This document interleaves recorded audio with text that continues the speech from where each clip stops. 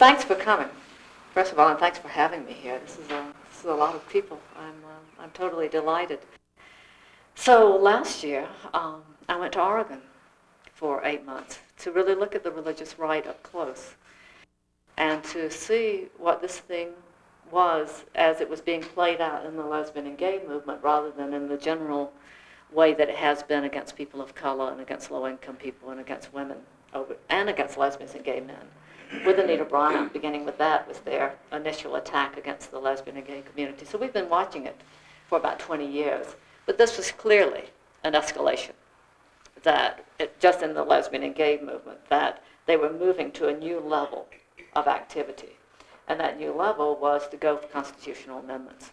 Now, it is very, very serious when you amend the Constitution of a state or the Constitution of a country. We're getting at something that's very different from anything that's been done before. And so I felt, as did some others, that what we were seeing was a national test site in Oregon and one in Colorado, and that it was important to watch what was happening there. And if it was a national test site for them, it was also a national test site for us.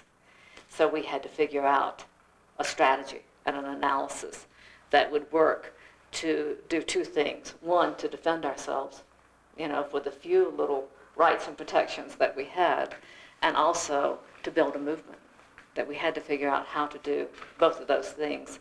And those are the questions that are still called today, which are, how do we defend ourselves and how do we build a movement at the same time? Which is to say, how do we maintain and create vision?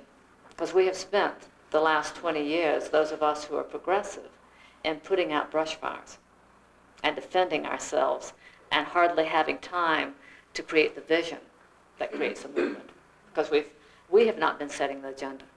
So the question is, and the question that was called in Oregon and Colorado for many people was, how does that happen? How do you stop moving from crisis to crisis, from attacks against affirmative action, attacks against Roe v. Wade, attacks against abortion clinics, attacks against the lesbian and gay community, attacks against child care, publicly funded child care, name it, attacks against school boards, attacks against public schools themselves. How do you pull back from that and create this vision of the inclusive kind of society that we want?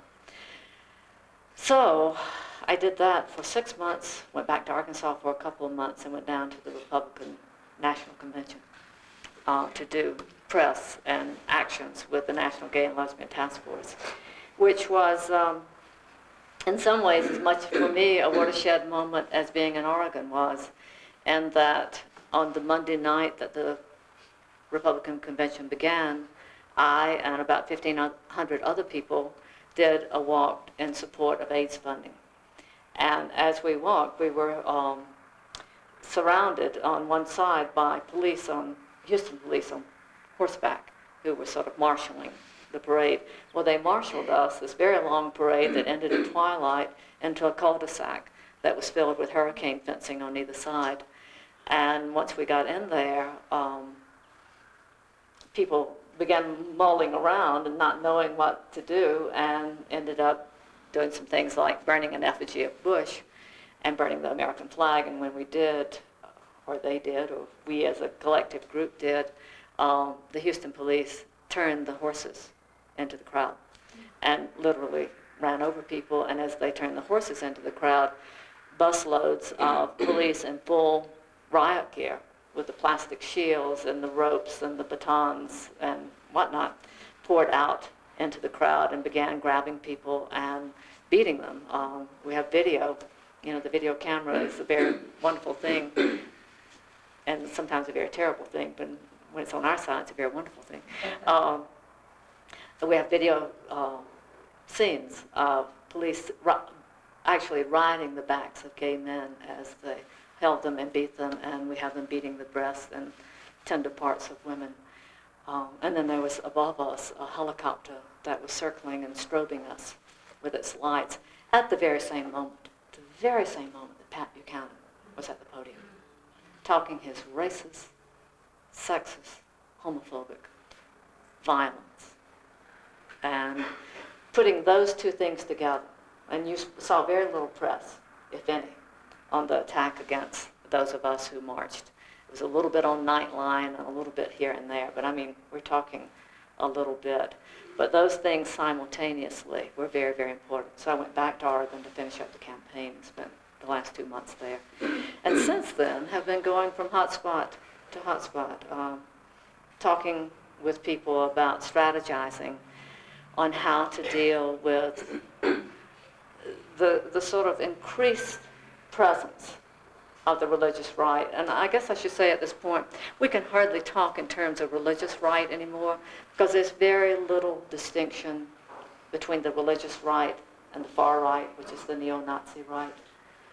There's very little distinction between the kind of arch-conservative right, the religious right, and the neo-Nazi right. So those terms don't work very well for us anymore. But I'm still going to tonight, for the sake of uniformity, continue talking about the religious right. I think within the lesbian and gay community, it's very easy to feel like this is all about us because we are smeared all over the media. My current joke has been for the longest time now that, the right thinks that if you talk about homosexuality, it makes you gay or it makes you lesbian. Well, if that's the case, then heterosexuals are done for because they have put us on the lips of everybody in this country this year, for good or bad. And everybody's talking homosexuality, either how terrible it is or defending it or, whatever. So it feels like because of that enormous media presence and because of the legislative and electoral attacks that suddenly it's about us and only about us. And for people who don't have very much history of working with other groups who have experienced oppression, it does feel like it's just about us. And I think the piece of analysis that we have to get out and be perfectly clear about, it is a cynical and opportunistic thing on the part of the religious right to make lesbians and gay men the flashpoint of this attack right now. But that the attack is only in part about lesbians and gay men and bisexuals.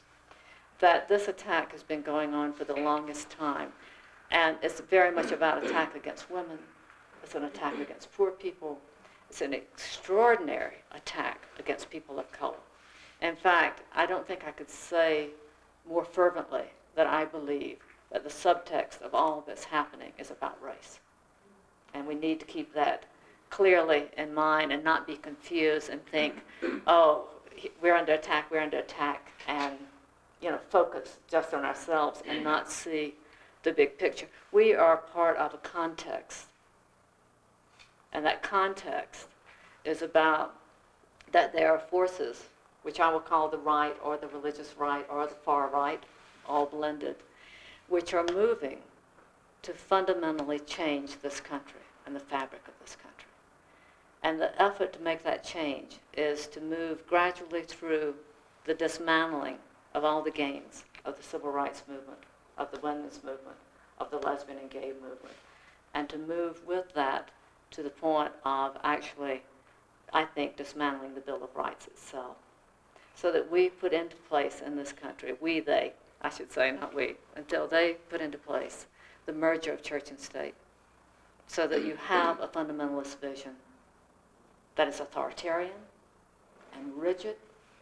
And that vision looks like this. It starts from a God, which is for them an anthropomorphic God, that is a human being, in this case a man. And I would let you guess at this point what race that man might be. Despite coming from the Middle East, this man, God, gives it to this man from the Middle East, who also, in their vision, is white. That goes to mankind, and I do mean man, not all human beings, but to man, who again is white. It goes from God to man, which is authority and power and dominion over the earth and all of its peoples. That means power and dominion over women, over children, over people of color, and over the environment. And if you look at the places that are being attacked, those are the places that are being attacked. Why is it cynical and opportunistic to choose lesbians and gay men at this point for the flashpoint of that attack? Because there are a lot of factors falling in place that make us an easy target to get people's emotions up. What are those factors? That, one, we are very recently visible as a movement since 1968. That's a very, very short time for people to know about us, to know who we are, how we live, what we want, how we dream, how we love, how we socialize, how we work, the common things of humanity that we share. It's a very short time to know that. So it's very easy to dehumanize us, to stereotype us, to satanize us. So that's a simple kind of thing. Add to that we're recent to the general ignorance that this country has about sexuality of any sort. We're bombarded with sexual images, but rarely with sexual education, or true sexual discussion. Why do they oppose sex education in the schools? So it falls into that context of lack of knowledge. You add to that economic crisis. There would not be this success were there not for the economic crisis that we're in. People's terror around losing their jobs and not being able to support themselves or their people. Needing someone to blame that on. And then you have the changing demographics of the country, where people are talking about more and more that we're moving toward predominantly people of color. Add all of that together and you get not only a homophobic mix, you get a racist mix, okay? Because the demographics play into the whole thing of race very, very rapidly. So the attack that they do, I believe, is based on coded racist language and coded racist understanding. The centerpiece of the attack against lesbians and gay men is the special rights argument. Where does the special rights argument come? It comes out of racism. It comes out of this notion from the religious right that the original Constitution, as framed by our forefathers, provided all of the rights anybody needed, and that everything that has been asked for or demanded since then was basically a special right. But in particular, the civil rights movement was the demand for rights beyond what white people had, beyond what was already given. And you got this talked about from the civil rights movement on. From the time you had the civil rights movement, there was a beginning backlash against it, encroaching on those, encroaching on those, encroaching on those. Affirmative action became one of the centerpieces for the attack against the civil rights movement. Affirmative action got positioned in the dialogue of this country, in the public dialogue, as being something that took away jobs and opportunity from deserving white people and gave them to undeserving people of color and women. And so by the time you get to David Duke running for office, he's using the expression special rights, and everybody in the audience knows that it's coded language for affirmative action. When he talks welfare, it's coded language for welfare cheats, which is for him coded language for people of color, particularly African American and Latino. Those are the two most focused on. When he says crime and drugs, it becomes coded language, again, for people of color. And so the kind of racist buildup of destroying life for decent, well-meaning and deserving white people falls in the laps of people of color.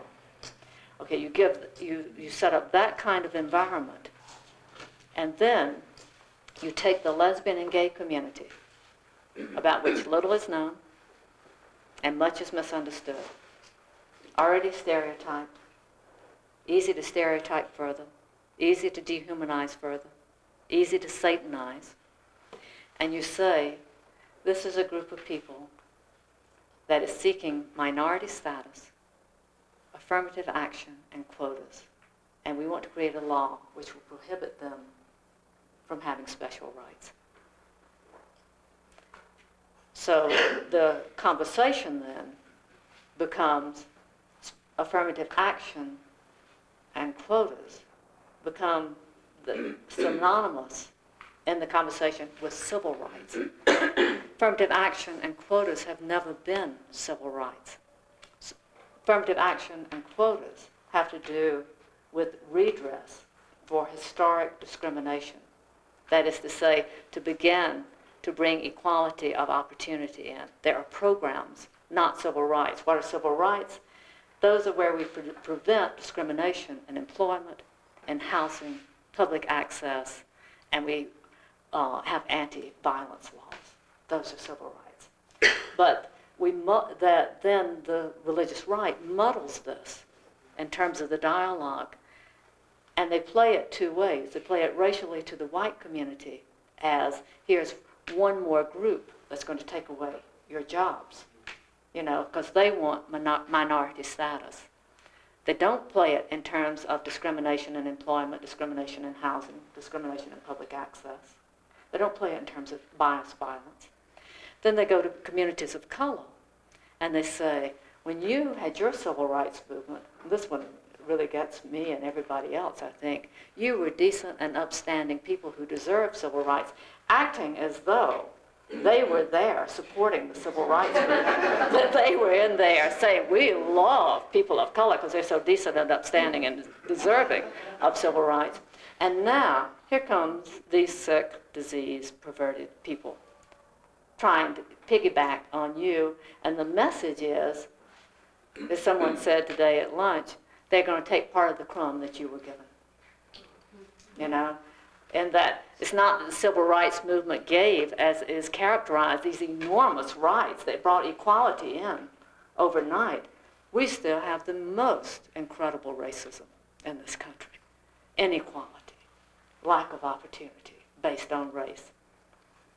But the message is there's not enough to go around. And if anybody gets rights, it takes away rights from somebody else. If people of color get rights, it takes it away from white people. If women get rights, it takes it away from men. If lesbians and gay men get rights, it takes it away from heterosexuals. And so that then becomes the message. But once you have started the discussion to be that civil rights are special rights for any group of people, if that becomes the common public understanding, if you can get that message out, then you can begin to erode all rights. You take them apart piece by piece. One of the things I've been saying recently is I believe that much of this will be systematically taken to the vote. So it becomes a kind of a Proposition 13, like in California about taxes, except it will be the Proposition 13 or whatever about civil rights in general. We've already seen erosion of civil rights, and I think that we will see more and more. I want to say just a few more words about the subtext being race. What is not talked about, particularly in the presence of communities of color, is the anti-immigrant stance of the right. Vicious attacks against immigrants in this country, particularly in California, particularly in Texas and Florida. This is about Latinos and about Asians in California. Very, very serious attack. The right has taken a pro-English only stance. What does English only mean? English only means access. English only means the ability to enter into the culture, gaining information in a way that's equal to other people gaining information, and it also means the life of one's culture. Language is culture, and if you destroy that language, you're also destroying culture. I think the other way that you see race, other than the special rights, is one of the big ways that you see race employed, is in the attack against the schools. And I think that attack against the schools goes two ways. One is, I think the ultimate goal is to destroy the public schools entirely. And the way that campaign is being mounted at this point is in the school voucher system that is being promoted around the country, and what that means is that each person is given a voucher from public funds that you can use to send your child to whatever school you want to send that child to, public or private. Well, on the surface, I think that sounds good. It sounds like freedom of choice, doesn't it? It sounds like it's going to give everybody an opportunity to have the very best education for our children. It's going to be egalitarian. It's going to equalize things. The public schools are already ailing very, very terribly because they're being attacked from within, and also because even they are class-based. I can talk about that later on. But the other thing is that when you give people the choice of using public funds to maintain private schools, what do private schools mean? What do you actually maintain? If it's the secular private school, the prep school, that has the long history in this country, it's about the maintaining of class. It's about the maintaining of the rich. And those are basically white schools, even though they bring in a few students of color. If it's about church schools that have a long history, like the Catholic Church, those again are very much about segregated and authoritarian schools. And then if you talk about the Christian schools that sprung up during and after the Civil Rights Movement, that is strictly coded language for segregated schools. Now, so private schools maintain, I believe, systems of inequity. The dream of the public schools, whether achieved or not, was for equality, to give everybody, no matter how little you made or how much you made, access to education. And education has always meant access to opportunity. So they were an effort to make the world of ideas, the world of knowledge, available to everybody. So for me, it's critical that we maintain public schools and we maintain public libraries. If we don't have free and accessible education and free and accessible books of every kind for everyone, we're in very, very serious trouble in terms of democracy in this country. And then they're being attacked from within. And that attack from within is the attack on school curricula across the country. That some of the greatest success that the religious right has had is in its self-candidacy of people going onto school boards and being able to sit on school boards now and to affect policy. And I think that is fine. I don't want their politics there, but I want everybody to have the access to run for school boards. And if they're smart enough to run, and we're not running, then they get it. They get to control that policy. Breaks my heart, but it is democracy as I know it, that we run for office and we participate in those ways, and we try to set up just systems for doing that. But the attack within the schools has been against sex education, HIV education, dispensing of condoms, they've promoted the banning of books, school prayer, teaching of creationism, and they've attacked secular humanism. What does secular humanism mean? Anyway, basically it means, for them, I think, values clarification. And it is, that when described by the right, that's what it's described as. And then a very, very intense attack against multiculturalism. What you saw in the New York schools, the attack against the rainbow curriculum, was an attack against multiculturalism. How is that race-based? Well, what is multiculturalism? If we had multiculturalism in our schools, we would be presenting equally all cultures. So it would not be a European-based teaching of history, literature, and ways of thinking. It would actually present ways that were Asian, histories that were Asian, African, Latino, female, gay and lesbian. And it wouldn't be just tokenized. If it were not tokenized and you presented those all as equally legitimate and gave equal authority to them, you would actually force children to learn the skills of critical thinking, because you would have to make choices among them.